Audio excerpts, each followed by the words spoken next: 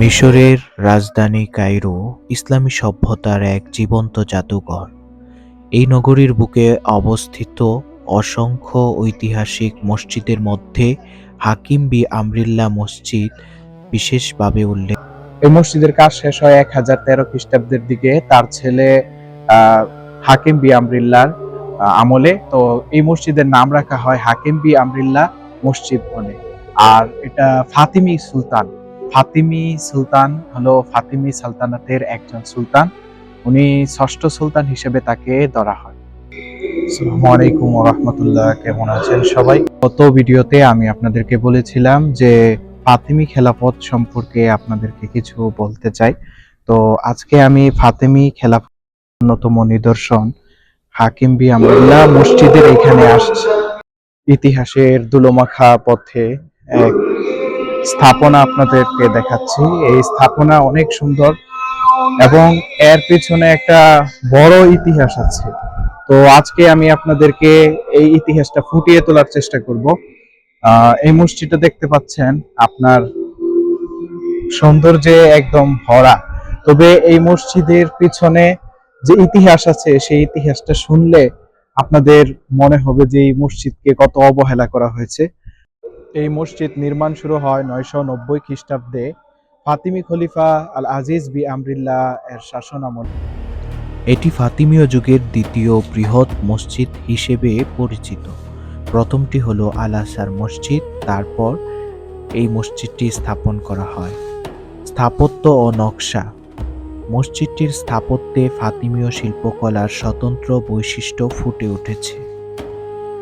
বিশাল খোলা আঙ্গিনা, চারিদিকে ঘেরা ইবাদত হল, দুই পাশে দুটি শক্তিশালী ও উঁচু মিনার, যা কায়রোর অন্য মসজিদগুলোর মিনার থেকে আলাদা।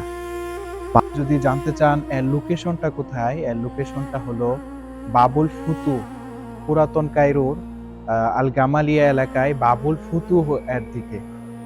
হাকিম বি আমরিল্লাহ মসজিদের ঠিক পাশেই দাঁড়িয়ে আছে কায়রোর ইতিহাসের আরেক নীরব প্রহরী, বাব আল ফুতুহ। এটিকে অনেকেই দুর্গ বলে থাকেন। আসলে এটি ফাতিমি যুগের শহরদ্বার ও প্রতিরক্ষার প্রাচীরের অংশ, যা তখনকার কায়রোকে শত্রুর আক্রমণ থেকে রক্ষা করত। বাব আল ফুতুহ নির্মিত হয় 1087 খ্রিস্টাব্দে ফাতিমি খলিফা আল মুস্তানসির বিল্লাহ এর শাসনামলে।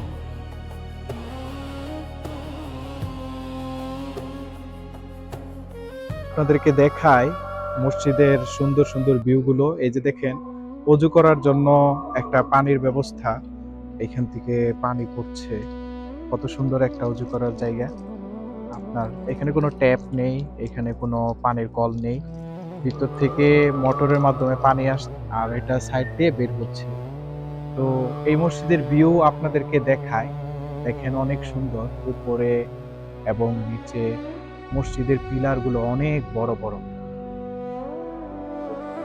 এরকম মসজিদের পিলার অনেকগুলো, অসংখ্য, অগণিত। আপনারা দেখতে পাচ্ছেন যে ওই দিকে একটি অংশ আছে।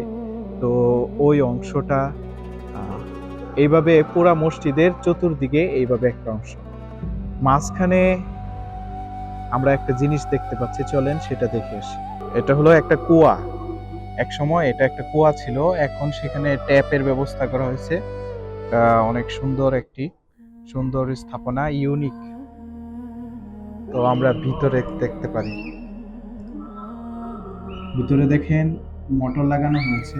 আগে এটা কুয়া ছিল, পানি আছে কুয়ার ভিতরে। শহরের প্রতিরক্ষা জোরদার করতে তৎকালীন সেনাপতি বদর আল জামালি পুরো কায়রো শহরকে পাথরের প্রাচীর দিয়ে ঘিরে ফেলেন।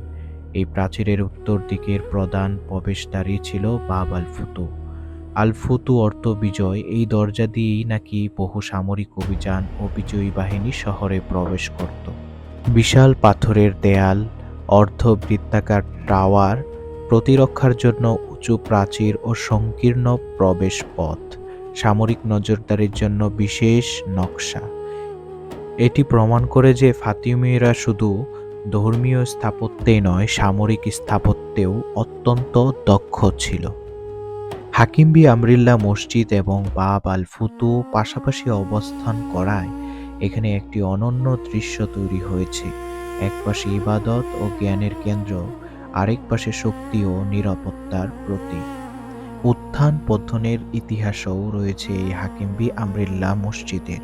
সময়ের সাথে সাথে এই মসজিদ নানা রকম পরিবর্তনের সাক্ষী হয়েছে। একসময় এটি কারাগার, এমনকি সামরিক দুর্গ হিসেবেও ব্যবহৃত হয়েছে। অটোমান যুগ ও পরবর্তী সময়ে মসজিদটি অনেকাংশে অবহেলিত ছিল। 20 শতাব্দীতে দাউদি বোহরা সম্প্রদায় মসজিদটি ব্যাপকভাবে সংস্কার করে। মসজিদের দুই দিকে দেখতে পাচ্ছেন দুইটা মিনার, উঁচু মিনার।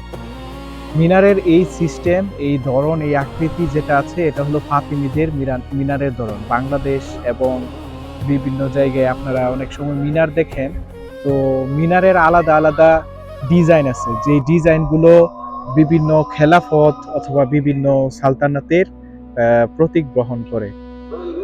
এক এক সালতানাত এক এক ডিজাইনে তাদের মিনার বানাইতো। এইখানে যেটা দেখতে পাচ্ছি এটা ফাতিমিদের তৈরি করা মিনার। তো মসজিদের দুই দিকে দুইটা মিনার। আজ আপনি যদি বাব আল ফুতু এলাকায় যান, প্রাচীন কায়রোর প্রাচীর ঘেঁষে দাঁড়িয়ে থাকা এই মসজিদ আপনাকে নিয়ে যাবে হাজার বছরের পেছনে।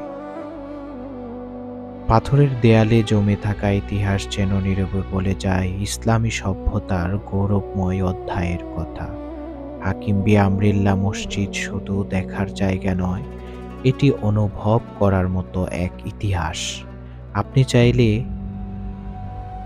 এখানে আসতে পারেন যে কোনো সময় এবং দেখতে পারেন ইসলামের ইতিহাসগুলো।